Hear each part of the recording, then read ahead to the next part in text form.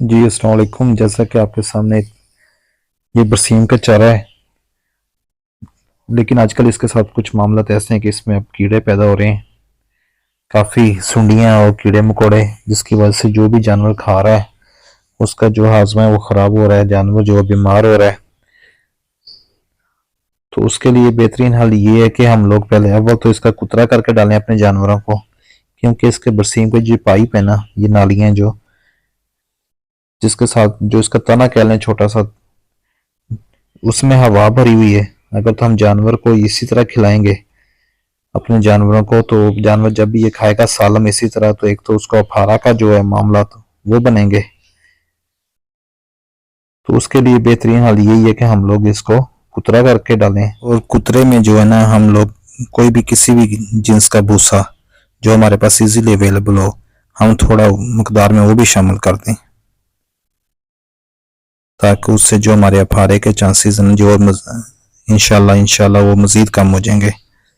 अगर हमारे पास कुतरा करने की सहूलत नहीं है तो हम इसको पाँव से मसल दें, ठीक है, ताकि इसके ये जो पाइप है ना जी, इसमें से हवा वगैरह खारिज हो जाए, जानवर जो है उसको खाए और इसको जानवर को वाई बादी या फारा या हवा का कोई ऐसी परेशानी ना बने।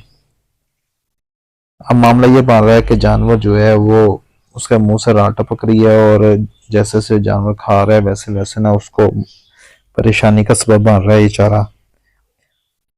तो उसका इलाज मैंने आपको बताया है। इलाज का एहतियात बताइए आपको किस तरह करके आप इसको खिला सकते हैं।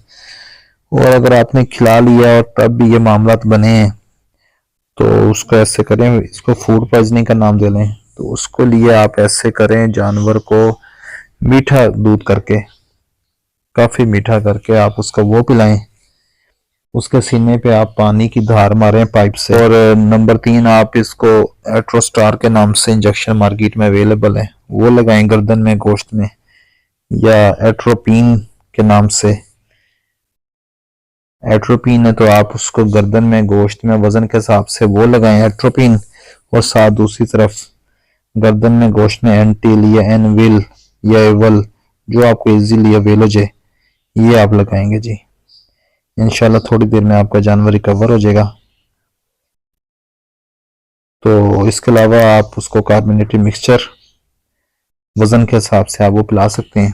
अगर आपका जानवर छोटा है तो उसको आप 10 सीसी पिला लें, अगर धुंधा है बड़ा है तो आप उसको 20 सीसी पिला लें।